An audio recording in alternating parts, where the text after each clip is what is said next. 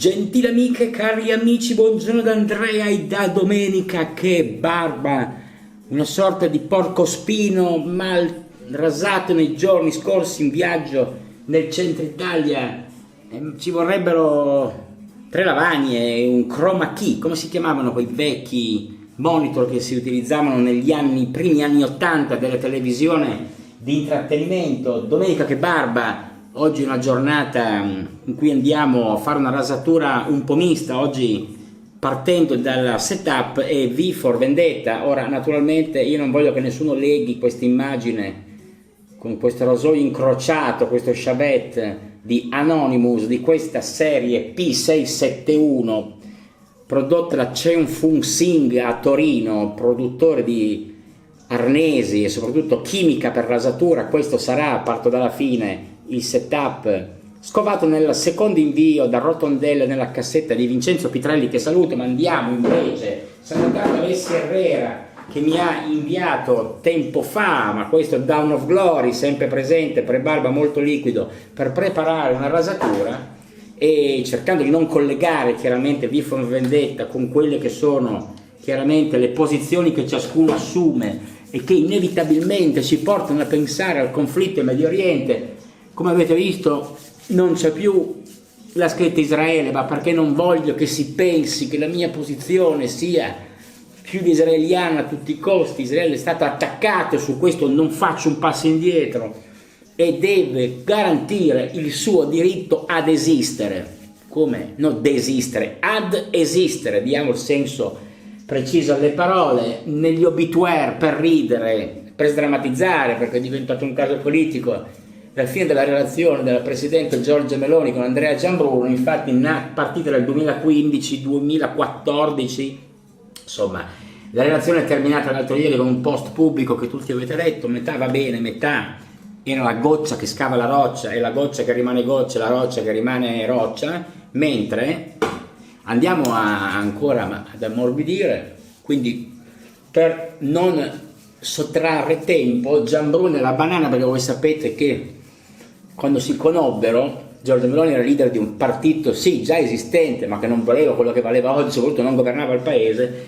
Dietro le quinte lei doveva intervenire in una trasmissione di Quinta Colonna di cui l'ex compagno Andrea Giambruno era autore, e le venne un attacco di fame in una pausa, mangiò una banana che la sua assistente, di lei assistente, aveva nella borsetta, e a metà della banana la chiamarono per andare in scena e Giambruno arrivò con il suo ciuffo sbarazzino e le disse, sfilando la banana: mi dia questa, ci manca ancora la Meloni che va in onda con una banana in mano. Poi la banana l'ha presa lui in un certo punto, andiamo saltato dal primo abituale la pesca in mano, sai quando rimane il cerino in mano, quindi la pesca dell'S lunga è rimasta nelle mani di Giambruno, accucciato davanti alla macchina con la piccola da Ginevra, a cui va il massimo rispetto per questa vicenda grave, personale, molto triste. Quindi Dio, patria e famiglia, e la sinistra che attacca anche giustamente con i proclami di questa destra che impone gli stili di vita, salvo poi essere lei la prima a non riuscire a garantirli nella vita privata. In ogni caso, rispetto per quello che è successo a Giorgia Meloni. Antonio Ricci pare che avesse in striscia un incontrollabile uomo Mediaset che ha parlato male di tutti meno che per l'azienda, dall'estate 2 fortunosi video che tenuti in frigo, e ha deciso poi di usarli, mentre si pareva che la Meloni già sapesse da tempo di questi video, e ha colto la palla al balzo per liberarsi di un compagno imbarazzante.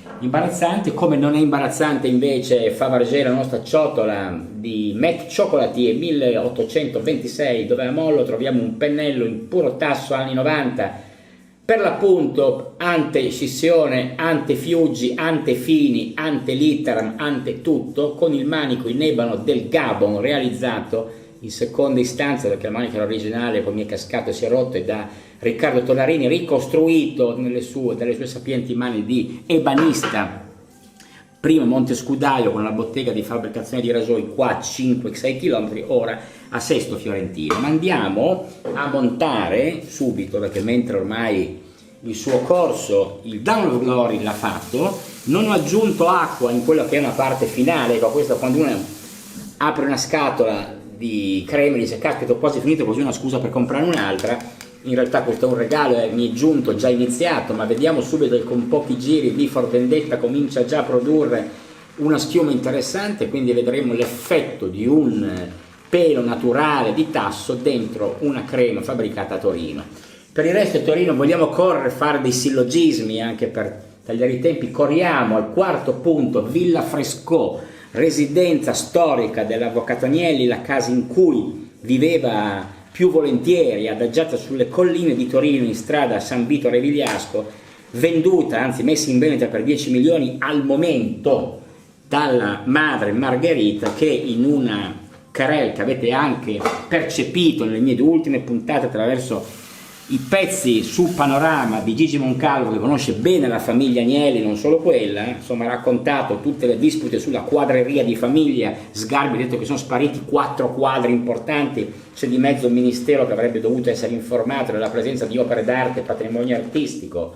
Eccolo qua, sapone da barba per il paese. Quindi insomma in questa turbine di contestazioni ha deciso di mettere in vendita una villa molto bella con dei giardini all'italiana, che vi lascio immaginare, visto la passione della signora Marella Caracciolo, moglie dell'avvocato, per i giardini e per la cura degli stessi. Quindi se volete farvi avanti al momento avete 10 milioni, potete comprarvi una villa storica che rappresenta veramente storia della città industriale, storia di Torino, una storia finita. Non ultimo ieri l'architetto l'architetto Cagnardi, che con Vittorio Gregotti nel 91 disegnò il piano regolatore di Torino, ha detto che bisogna riscriverne un altro perché Torino non sa più dove sta andando. C'è un mio post che non ha ancora suscitato polemiche, forse perché non è stato tanto capito, ma insomma forse perché non gliene frega niente a nessuno, ma Torino in effetti deve rivedere la sua identità, perché da anni in mano in preda a politiche scriteriate, gestite e promosse in ambienti di dubbio gusto, di dubbia qualità politica. Quindi insomma non sorprende che oggi Torino sia alla deriva senza una bussola. E vogliamo andare avanti dopo la pesca in mano, i bimbi minchia o calciatori. Parliamo qua del caso del calcio scommesse di Tognolo, Zaniolo, come si chiamava. Intanto andiamo a bagnare.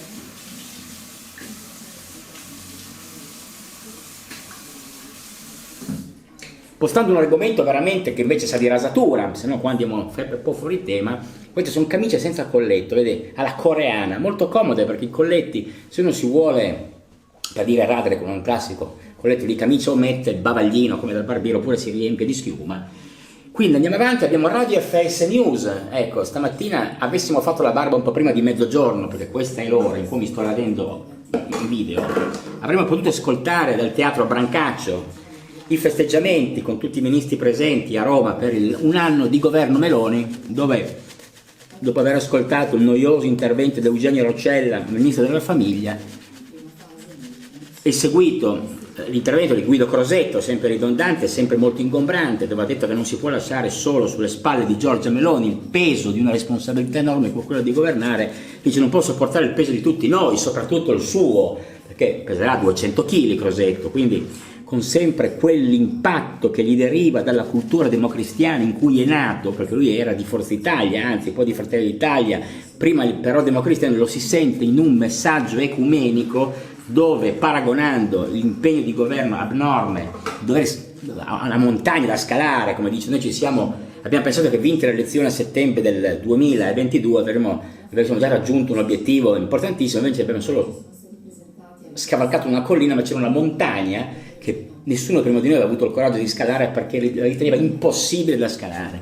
Quindi ha cominciato a parlare di metafore, di picchetti, di corde, di legarsi tutti, perché se casca uno e mette un piede in fallo porta giù tutti. Insomma, nella metafora di montagna un po' che come la sua stazza, insomma, Crosetto ha cercato di rapire l'uditorio. Dopodiché è stato mandato in onda un video che Giorgia Meloni, non presente alla festa del suo anno del suo governo, per ragioni probabilmente personali, ha disertato e ha mandato un messaggio ricco come sempre di spunti di propaganda, dove ha ripreso con altre parole l'attacco personale che lei ritiene di aver subito in casa con questa vicenda del suo ex compagno, e che purtroppo è, come dice anche giustamente, corriamo a punti di Stefano Feltri, una bella rassegna stampa che potete o gratuitamente vedere un po' in pillole, oppure pagando 50 euro all'anno, leggere in approfondimento, avere poi anche delle dirette con l'ex direttore del Domani, Stefano Feltri. Era venerdì mattina da Alessandro Milan a Radio 24, no? E gli hanno chiesto: ma lei è parente di Feltri? No, è la miliardesima volta. Feltri ha un figlio giornalista che è Mattia, che scrive sulla Stampa. Io non sono suo parente e né tutti i Feltri della mia famiglia, sono l'unico che fa il giornalista. Quindi chi era Stefano Feltri? Bocconiano, modenese, che ha studiato negli Stati Uniti, anche la Booth University, con il professor Zingales, e lasciatemi dire, quello che aveva zoppato in maniera in parte giusta Oscar Giannino, grande pensatore, grande voce della radio, poi fatto fuori anche da lì, perché aveva millantato, e questa è la cosa grave, un diploma preso all'Università di Chicago. Ecco, invece Stefano Feltri a Chicago ha studiato davvero, ragionevolmente si è laureato, bravo in economia, seguitelo, è giovane, fresco, e giustamente parla anche lui, come ieri Marco Travaglia, accordi e disaccordi, di conflitto di interesse, nella vicenda della pesca di Gianbruno, nella Giambrunasca, come l'ha chiamata bene Michele Masneri nel Foglio. Vi darò qualche piccola chicca del Foglio di ieri, che come sapete vale anche oggi. Quindi andiamo a completare molto bene il montaggio di questo morbida V for Vendetta, e andiamo a, non so se la radio FS News, che è la radio dell'FS, non vi ho detto che cos'è. Voi quando viaggiate sui treni, sulle frecce, perché sugli altri convogli regionali la radio non ve la fanno sentire, e sentite questa musica, è la stessa. Quindi se volete far finta di essere su un Roma-Bari in questo momento, andare non so dove, è un viaggio nord-sud o sud-nord, nord chiama sud chiama nord, sentirete la stessa radio che sentite nel mio bagno di Cecina in questa domenica di sole ritrovato il 22 di ottobre. Il rasoio, se no andiamo oltre e non va bene. Il rasoio è Ushworth, eccolo qua, Icon X3 Slant Bar, vedete la conformazione contorta con le due aperture, che permette a seconda della lunghezza del pelo di scegliere il lato della lametta, che sarà una Bolzano inossidabile. Voi sapete, mi ripeto, per l'amico che non trova più le rapiere ha ragione, ho visto, non esistono più, perché c'è la guerra, neanche le Voskhod non si trovano più. Lame d'origine russa, Bolzano Super Inox, grande lama italiana, che intende dire prova della cola. Vediamo l'hot melt, andiamo a abbassare Radio Feste, è fermo in stazione a Rogoredo, per esempio, non so, cerco di implementare gli stacchi de cola, ma qua c'è davvero senza necessità, uno stacco de cola, niente male, insomma. Eccolo qua, questa è la lametta, lasciamo che lo zoom ve la lasci leggere, guardare il Bolzano Super Inox, e andiamo nel frattempo ad aprire il nostro, anzi svitare il ponderoso manico prodotto da Goodfellas, di questo testa impura. Io l'ho comprato risparmiando, perché come voi sapete mettono ogni tanto in vendita dei rasoi a basso prezzo, insomma a un costo più interessante. Devo dire che ho avuto una bella occasione segnalata dall'amico Marco Traverso.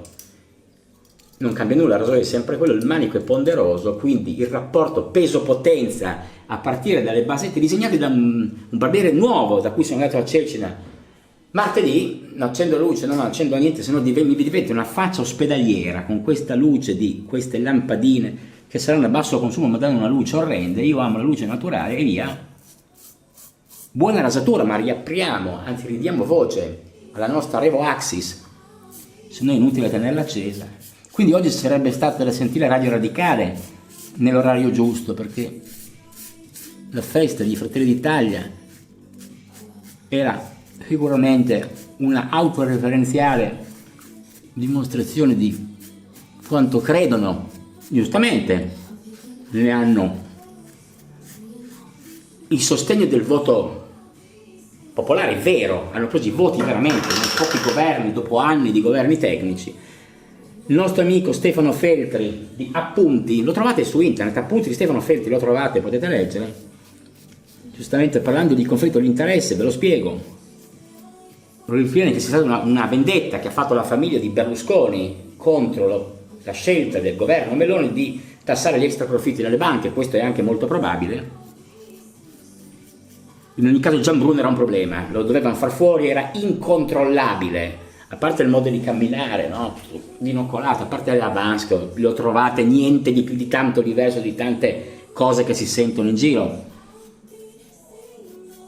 Lui certo first gentleman, quelle cose non le dovevi dire, e soprattutto ravanare nel pantalone, anzi aggiustarti il pacco, così.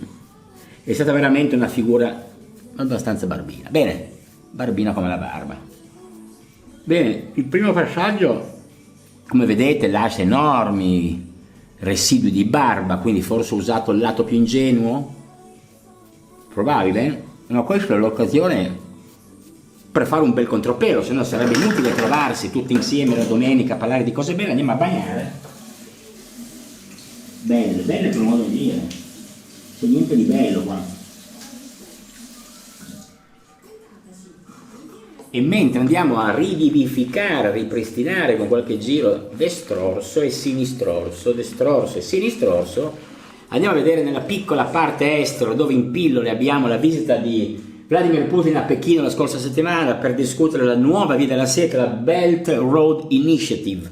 Quindi stanno tramando alle spalle dell'Occidente, secondo questo asse mortifero tra Cina e Stati Uniti, dove gli Stati Uniti però non c'erano perché c'era la Russia, quindi bisogna vedere un po' che triangolo mortifero è questa iniziativa, di cui non voglio parlarvene in questa sede. Abbiamo purtroppo aperto, poi richiuso ieri per poche ore, il valico di Rafah tra sud Israele, di Gaza e l'Egitto, dove sono riusciti a passare 20 tir, poi l'hanno richiuso. Normalmente passano in quel valico 500 tir al giorno, ne sono passati 20, hanno richiuso, quindi vuol dire che stanno affamando la popolazione, senza cibo, senza acqua. Le immagini che arrivano anche dall'ospedale bombardato a lì di Gaza, l'ospedale dove pareva che gli Hamas avesse addebitato Israele a un bombardamento aereo, quella carneficina, mentre invece pare che Israele abbia detto che era un missile di Hamas. È uscito stanotte un'agenzia degli 007 francesi che pare che sia stato veramente un missile di Hamas che trasportava una bomba, che gli è scappata e ha tirato giù il suo ospedale. Io non stento a crederlo, ma non voglio andare avanti perché so che sarò chiaramente aggredito da quelli che mi danno del sobillatore. Io ho voluto mettere il terzo punto qua, come leggete, a bimbi minchio calciatori, calcio scommesse, ecco, i calciatori sono dei ragazzini, sono troppi soldi, non mi voglio dilungare, voglio solo puntare il dito sul rischio del gioco d'azzardo.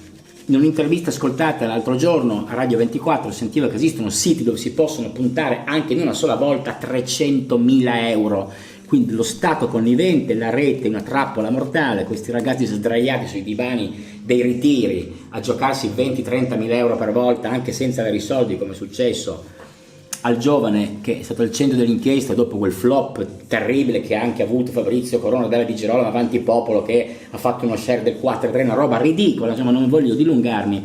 È uscito un libro che si intitola L'azzardo, di una brava scrittrice di cui però non ricordo il nome, che racconta come lei, per salvare il padre, notaio integerrimo, cadute nelle sale giochi di Roma del gioco d'azzardo, avendolo seguito, pedinato per cercare di capire cosa stava accadendo, anche lei a sua volta è caduta nel gioco d'azzardo, nella ludopatia. Quindi un libro da non perdere, inquietante, da far leggere ai vostri figli, così, giusto, non per terrorizzarli, ma per fargli capire che il nostro mondo è diventato veramente un mondo veramente pericoloso. Bene, siamo pronti per il contropelo. Il terzo punto, vado a memoria, è hashtag Quarticciolo Gaza. Allora, questo è un po' l'atteggiamento di Diego Bianchi, che io seguo per dovere cronachistico, perché è un bravo giornalista, una brava redazione, molto bravo Marcus, brava l'impostazione, bravi i suoi ospiti, bravo Paolo Celata, bravo Ceccarelli sempre in prima fila, però ha dovuto, non sapendo cosa mandare in onda per colpire, perché c'era la Mannocchi appena arrivata a Tel Aviv, intervistata inizio puntata, brava giornalista, che ha fatto un reportage però senza immagini, non potendo andare lui a filmare col suo fedele amico abruzzese il disastro di quel paese, è andato al Quarticciolo dove c'è una palestra di lotta, di box, dove sono quasi tutti arabi, in un quartiere molto orientaleggiante, molto multietnico, per far capire che esiste una resistenza in Italia che poi sostiene Gaza comunque contro Israele, perché la propaganda in generale, chiamiamola della sinistra, per usare un termine vago, ha comunque come punto denominatore comune l'odio per Israele. Ecco, questa è una cosa molto brutta, ne parla anche Michele Serra, che non se lo aspetterebbe mai, ripreso nel Foglio di ieri.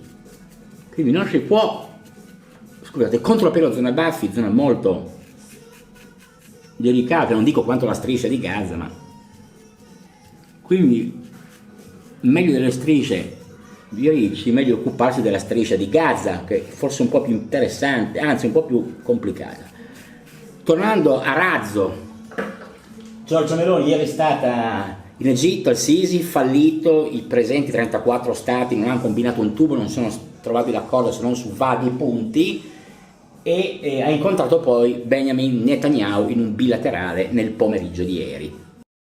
Last but not the least, è fallito il vertice del Sisi, l'abbiamo visto, abbiamo chiuso la parte, ecco qua abbiamo una piccola ala destra, l'ala destra, dedicata agli 59 anni di Cesare Previti. Allora capisco che l'argomento è un po' fuori tema, però Jacopo straparava nell'anteprima news di Giorgio Dell'Arti, ogni giorno festeggia un compleanno, o meglio racconta la vita di uno conosciuto, personaggi che sono attori, politici, manager, gente quasi comune, gente comunque conosciuta. 89 anni, 3 giorni fa Cesare Previti, grande architetto dell'operazione di solidarietà Casati Stampa, sapete che ha sottratto la contessina Casati, rimasta orfana del padre e della madre, morti in un omicidio e suicidio durante una partouze sessuale negli anni 70, essendo minorenne è stata messa sotto tutela, niente poco di meno che dell'avvocato Previti, che ha fatto comprare Villa San Martino piena di quadri, opere d'arte al suo amico Berlusconi nel 75,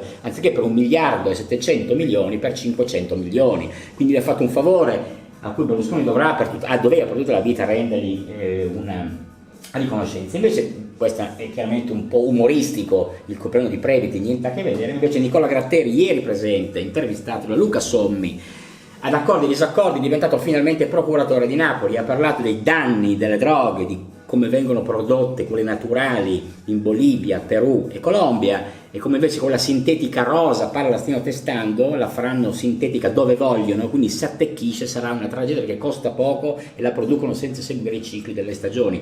Ma soprattutto ha parlato dei disastri, io ho quasi terminato il contropiero, anzi vado a bagnare, ma anzi mi soffermo ancora un secondo, ha parlato dei disastri del fentanyl. Lui ha parlato di questi zombie, la droga degli zombie che non riesco a farli vedere piegati così, perdono l'orientamento e non sanno se andare a destra o a sinistra, camminano come dei cadaveri, l'ha vista davanti alla stazione di Bogotà, una cosa veramente incredibile. Grande lavoro a Nicola Gratteri, calabrese, faro della lotta al malaffare, alla droga e all''ndrangheta e a tutte le criminalità, quindi va tutto il nostro riconoscimento. Scusate le spalle, velocissimo, prima di andare a fare bagnare per il terzo passaggio in obliquo. Abbiamo Standard & Poor's dalla tripla B con l'outlook positivo, il governo ha urlato ce l'abbiamo fatta, siamo stabili. In realtà prossima settimana arriva quello di Moody's, che è molto meno lusinghiero, seguite la cronaca economica perché ci faranno un tombino così, anche perché saltando all'ultimo punto il PIL dell'Italia è l'ultimo dell'Unione Europea. Quindi grande critica da parte della strombazzata manovra blindatissima anche dalla maggioranza, soprattutto contro qualunque emendamento del governo Meloni, perché lo stesso Stefano Feltri dice che ci sono dei punti che porteranno l'economia italiana allo stesso scenario drammatico del 2011, quando dovette intervenire l'azzimato Mario Monti, no? Con tutte le sue belle iniziative insieme alla Fornero, alle pensioni, agli esodati, e a salvare i conti pubblici. Quindi siamo di nuovo in uno scenario molto simile, lo stesso come Liz Truss in Inghilterra, che è durata 45 giorni e poi è dovuto andare via perché stava disastrando l'economia inglese. Però qua i media tengono, Giorgia Meloni esce benissimo, esce rafforzata, esce donna, esce non più tanto famiglia, ma insomma comunque esce come una leader che sta reggendo bene il governo. Questo lo dice anche Giuliano Ferrara, so che non ci crederete, ma sul Foglio di ieri e barra oggi ne parla bene. Parla bene anche perché probabilmente è l'unica cosa che rimane, parlare così bene del Presidente del Consiglio, che effettivamente si sta dando da fare. Qui abbiamo questo Muttoni, imprenditore dello spettacolo, che è stato intercettato dalla procura 24.000 volte. Questo va a colpire, anzi a far parlare della riforma della giustizia. Come è possibile uno che ha regalato dei biglietti omaggio per un concerto, poi parlava con Stefano Esposito, deputato PD molto attivo e anche minacciato dai notavi in Piemonte, che gli ha messo sullo zerbino una bomba una mattina di qualche anno fa, perché si conoscevano e si parlavano, ma in ogni caso Esposito, essendo senatore, doveva essere intercettato col benestare del Senato, mentre questo Muttoni l'hanno intercettato 24.000 volte. Cosa avranno mai da dire? Ma intercettassero me 24.000 volte avrei sì qualcosa da dire, ma insomma purtroppo la puntato cacace non mi intercetta mai. Allora a questo punto mi sento anche un po' trattato male, devo dire, mi do anche da fare domenica. Quindi insomma Samuele Lippi, sindaco di questa città di Cecina, insiste per rimanere sindaco qua in questa città di Livorno 3 mesi fa fu beccato in un bosco della compagnia dei carabinieri in possesso di droga perché ebbe un incidente in auto, andrà personalmente ad acquistare droga anziché farla comprare a qualcuno come probabilmente avrà sempre fatto, ha avuto la sfida di beccare la pattuglia, identificato, tolta la patente, sospeso dal sindaco di Cecina, ora volendo tornare il PD, il suo partito che l'aveva eletto, l'ha sfiduciato, i suoi consiglieri, chiaramente l'opposizione, più 4 anche della sua maggioranza gli hanno votato contro, da un notaio hanno firmato per farlo fuori, 4 assessori della giunta l'hanno mandato a stendere, lui dice che vuole continuare a stare lì, ha rieletto 4 membri del governo locale per rimanere, insomma non vuole andare via. Sindaco Lippi, fai una roba, vattene a casa, ma ce l'hai a casa, no? Di questi monolocali, bilocali, con cui speculate qui, allora vattene a casa, va, che fa una figura migliore. La festa Teatro Brancasso l'abbiamo trattata, l'ultimo punto, allora andiamo a bagnare per il passato dell'unico, prima di marcare la breve lettura. L'aria è molto asciutta, nonostante la forte piogge che hanno colpito ieri la costa tirrenica. Andiamo a riprendere, ricordiamo che ci stiamo radendo con V for Vendetta, Cheon Fung Sing Torino. Bene, a parte tutto, scusate la prolissità, ma il numero di notizie, di ambiti, presuppone delle lunghe conversazioni prolisse. Ringrazio soprattutto l'amico Riccardo, che è un chimico di grandissima preparazione industriale, che si è appena iscritto al mio canale, dico con particolare soddisfazione perché è una persona che stimo molto, quindi mi fa molto piacere che mi dedichi soprattutto la sua pazienza a tutte queste fregnacce a cui sottopongo i miei pochi follower, ma in questo salottino di velluto damascato in cui mi piace raccogliervi la domenica, così come saluto chiaramente Alex Nurs e Matteo Preda, soprattutto moderatore di Amici della Pogonotomia, ricordiamo bene, ecco, quindi così come saluto Marco Marotti, saluto Oddus Oddity e tutto il gruppo di coloro che, come Luigi del 13, Mirko Falà, Fabrizio, Davide, insomma tutti quelli che vi piace dedicare, adesso che le giornate si fanno un po' più corte e le domeniche finiscono prima perché magari si sta a casa a guardare un po' di T-Boots, magari possono essere una buona occasione. Allora, stesa, molto sottile, poca pannosità, andiamo a scegliere a caso, a muzzo, l'apertura che riteniamo più a concia, vado un po' a tatto, io quando sento che non taglia vuol dire che ho sbagliato lato, ecco, così sento, anche se ormai è già passato negli altri due. La nostra Bolzano ha fatto già il suo lavoro. Bene.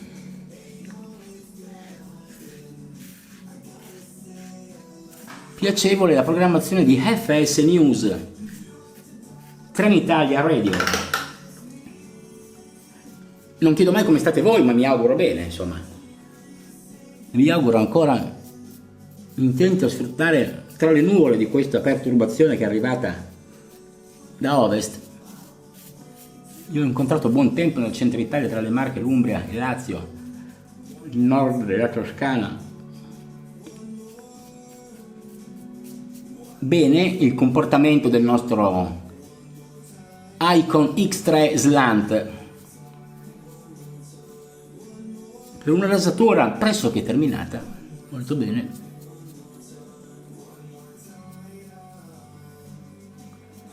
Non andrei oltre, io direi che oggi, nonostante l'ora non mi consentirà, vista l'avvicinarsi dell'ora prandiale, di andare a fare 2 passi a vedere cosa capita in questa cittadina, vado però adesso a sciacquare bene, perché l'altra volta, il terzo passaggio, l'ho fatto ma non mi sono sciacquato, chi se n'è accorto, ho dato l'acquavelva senza togliere le cellule morte del terzo passaggio, bruttissima consapevolezza. Vi scuso con i presenti e che mi hanno seguito fino alla fine. Per chi ha guardato il video, naturalmente, fino alla fine. Rieccomi, asciugamano color tortora, eccolo qua, arabescato con dei fiori, delle fantasie, vedete, qua sono i nostri artigiani, come vedete, fiori, girasoli. Diamo un po', oltre che anche un senso all'abbigliamento che tenete per radio, se non siete chiaramente nudi, senza una telecamera, o se usate magliette, t-shirt, camicie, e che tipo di asciugamani usate? Cotone? Usate dei prodotti in poliestere? No, spero di no. Dei mezzo sintetici? Non conosco l'etichetta di questo asciugamano perché vengono tagliate d'ufficio da mia moglie quando vengono acquistati gli asciugamani, così come le mutande. Ecco, quindi queste sono le abitudini. Andiamo a tamponare, mentre vi ho promesso faccio veramente un blitz proprio per non dimenticarci delle suppletive a Monza. Il collegio del senatore Berlusconi viene conteso oggi fra 4 candidati. Questo è Marco Cappato, il camaleontico accompagnatore di moribondi in Svizzera. Ricordate la fine di DJ Fabo, candidato nel collegio per le suppletive a Monza, ripeto, oggi e domani. Qua abbiamo il preferito, il favorito, Adriano Galliani, grande al Palio della Brianza, sicuramente ha già vinto sulla carta, ma non è detto. Prima di cantare vittoria aspettiamo. Qua ha una specie di pugno mezzo chiuso, lui di Forza Italia, e c'è una cosa un pochino strana, ma poi abbiamo gli altri 2 outsider che nessuno ricorda, ma bisogna parlarne. Questo è Daniele Giovanardi, l'uomo zigote identico al suo fratello Carlo, ve lo ricordate? È identico, candidato, è un gemello come vedete. E poi abbiamo Cateno, detto Scateno De Luca, già sindaco di Messina o di Taormina, qualcuno indaga, a me sembrava fosse stato eletto Taormina, che dice che è andato in Brianza perché il suo papà è andato lì con la valigia di cartone e viveva in una baracca di 20 metri senza il cesso quando era bambino. Vuole vincere un siciliano nella Brianza polentona della Luganega, di cui non bisogna dimenticare Adriano Galliani è fierissimo sostenitore. Quindi stiamo parlando di voti a Luganeghe, mentre piccolo check industriale con qualche speranza per il futuro di Piombino, 35 km da qui, acciaieria contesissima, dai Lucchini ai Jindal, dove sono in cassa integrazione ormai da anni. Sta scadendo la cassa, qua mi sa che dovranno tornare a lavorare perché una nuova Azovstal a Piombino, voi ricorderete l'Azovstal di Mariupol, acciaieria attaccata dai russi durante i primi mesi di campagna, vuole investire 2,5 milioni di euro, che sono veramente pochi. Cosa fa? 2 milioni e mezzo in un'acciaieria, andate a produrre alcuni materiali che non sono concorrenti con la rotaia finita, che solo lo stabilimento di Piombino produce, è materiale ferroviario chiaramente, ma prodotti in completamento della loro gamma. Quindi potrebbe essere idea per tornare per 700 piombinesi, tutti al lavoro, fuori dai bar, tutti in linea nell'impianto siderurgico. Ma bando alle ciance, alle battute, io quello volevo farvi vedere a pezzi, sono alcuni pillole tratte dal Foglio di Claudio Cerasa, che saluto. Sono queste, e abbiamo il Gabibbo Giambruno, ecco, che verrà mandato probabilmente a vendere le pentole o con Mastrota dei materassi, non so cosa lo manderanno a fare, ma non mi dilungo perché abbiamo già eviscerato. E anche Andreas Version, molto interessante, che parla di un leghista che è stato rimosso dalla Lega anche col favore di Salvini, che per fortuna ha avuto un momento di lucidità, in quanto a proposito di migranti ha dichiarato: alle donne piacciono perché sotto hanno un'altra dote. Pioggia di polemiche, quindi esperto il consigliere veneto Barbisan. Il segretario Salvini ha fatto benissimo a spendere il consigliere Barbisan, rivedendosi almeno per una volta saggio. E spendere chi come Barbisan la pensa dandosi di gomito senza strombazzarlo al microfono, cioè Salvini stesso, 3/4 della maggioranza, 2/3 del Parlamento e 4/5 del giornalismo terribilmente scandalizzato, avrebbe provocato una crisi politica e culturale difficilmente gestibile. Fuori Barbisan, andiamo a vedere i nostri segnalibri, prima di passarci il dopo Barbara, fra un po' arriverò anche a quello. Io ricordo soltanto questo, favoloso Calvino. Io spero che la mia telecamera riesca alle scuderie del Quirinale, opere di Carpaccio, De Chiri, Cognoli, Melotti. È una mostra sulla bellezza d'Italia dal 13 ottobre al 4 febbraio del 2024, sui 100 anni della nascita di Italo Calvino. Poi una camicia a proposito di collette di barba, di schiuma, di grembiuli. Guardate che bella questa pubblicità che il Foglio non ospita mai, perché tolto che è piccola, vedete in stazione, poi il Valle Verde, il caseificio Brazzare vivono di altri finanziamenti. Michele Serra che dice: chi dice che Hamas ha le sue ragioni, dico di studiare la storia del kibbutz. Qua non vi voglio leggere il pezzo, ma dice dunque semplicemente: è come se aleggiasse per una sorta di riflesso automatico anti-israeliano presso una parte dell'opinione pubblica di sinistra, e qua guardiamo il quarticciolo Gaza di Propaganda Live, che va sì in piazza il giorno della memoria, ma che fatica a riconoscere che l'obiettivo di Hamas è l'ebreo in sé. Questa è la cosa più grave. Ma non voglio andare oltre, perché vale la pena, perché Michele Serra, autore della Maga, ha ricordato anche avete capito, il papà di Bobo Staino, Sergio Staino, morto di malattia a 89 anni ieri, e che non è certamente di destra, ma ha parlato per dare un po' di chiarezza su quelli che sono gli schieramenti degli italiani. Andiamo a vedere cosa ho evidenziato qui. Bernabé lascia l'Ilva, e chi la salva? L'Ilva di Taranto è nelle pesti perché non riesce a pagare le bollette. Un grande manager boiardo di Stato, già presidente non esecutivo di China Oil, una delle più grandi compagnie petrolifere cinesi, un italiano come Bernabé, messo sulla poltroncina di Ilva, ha detto io me ne vado, ha lasciato nelle pesti Lucia Morselli, che è l'amministratore delegato, che non riescono a pagare le fatture. Dice per fortuna che gli altoforni vanno a carbone, perché gli mancano i soldi per pagare le bollette del gas, un mare di soldi, casino enorme economicamente, per soprattutto la comunità di Taranto, cui esprimo la mia vicinanza. E poi andiamo a vedere, qua avevo messo un altro segnalibro, che però non è questo, invece avevo segnalato, ma questo ve lo dico per ultimo, prima faccio il predato, no, non posso non farvi almeno vedere la Giambrunasca che parla di Roma Sud, del Tuffello, Dio, Patria e Giambruno, troppe cose da leggere, non posso imporvi una lettura di questo articolo di Michele Masneri che è da leggere, perché al di là di quello che già sapete, la cosa più bella che dice, parla dei luoghi di privacy, prati ben annaffiati e domotiche, ma soprattutto dice che la coppia ha sostituito quella di molto più low profile di Mario Draghi con case in Umbria, mogli araldiche e bracchi color vinaccia.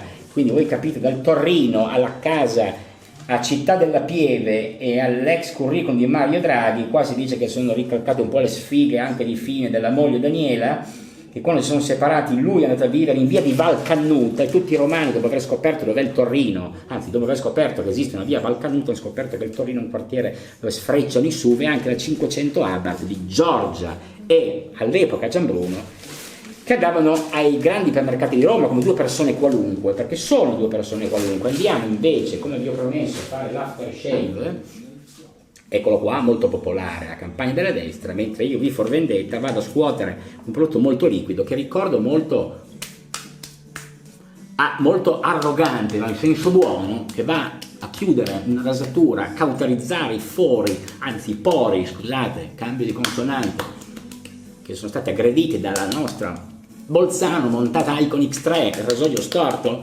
Andiamo a chiudere, perché comunque prima di un bicchiere di vino che è necessario gustare prima di un pranzo e un piccolo taralluccio senza esagerare, perché non bisogna esagerare mai negli aperitivi, andiamo a esibire veramente nell'ambiente familiare questo ci vedo poco, ma c'è scritto provocatorio, intenso ed indiscreto, V for Vendetta. Non riesco più a leggere niente, se volete voi in descrizione posso darvi anche la componente. Quindi, come promesso, in chiusura vado a segnalare un articolo molto ricco di pathos, purtroppo, il racconto di una ragazzina, qua è firmato Berta Isla l'articolo, che chiaramente è un libro, non è una giornalista, e lui mi molestò, io non parlai, era una ragazzina di 12 anni e quell'uomo era un amico di famiglia, il volto cancellato dalla memoria, ammazza, mi racconto tutto morale, quest'uomo abusato accompagnandola a casa una sera, sotto casa, dopo essersi forse lei dice pentito di non avermi ammazzato, perché io avrei, se non avessi ammazzata veniva lì, lui si è chiaramente ritratto, l'ha solo molestata, non violentata. E questo è testa di cazzo, nella senso delle parole, di 60 anni con la barba, che lei ricorda girava in casa con la retina in testa, a casa della sua migliore amica, era il papà sessantenne della sua migliore amica, gli ha detto, le testuali parole sotto casa, in fondo, che scema che sei, io ti avrei portato in paradiso. Ha avuto il coraggio di dire questa cosa, lei non ha detto nulla per non offendere i genitori, il padre d'origine abruzzese, in particolare del comune di Celano, che nello specifico ha la fama di essere il paese più litigioso dell'Occidente. Immaginavo già mio padre, il mio mite papà, recarsi con un macete alla porta di quest'uomo, suonare il campanello e fare 2 carezze al cane che correva incontro come se fosse una giornata come le altre, la faccia dell'uomo irrigidirsi e mio padre non resistere alla tentazione di scagliarsi contro di lui con un grido beluino per farlo a pezzi. Così scrivono le giornaliste del Foglio, un articolo che veramente vede la violenza sulle donne una cosa orrenda, come un qualcosa che vada letto. Io ve lo consiglio davvero, fatemi sapere se lo volete, in qualche maniera posso girarvelo, perché le riflessioni di questa ragazzina sono terrificanti. Io sono arrivato alla fine. Voglio con questo salutarvi e ringraziarvi ancora una volta della pazienza, augurandovi una giornata di sole luminoso e un bel futuro da Andrea e da Domenica. Che barba! Ciao a tutti!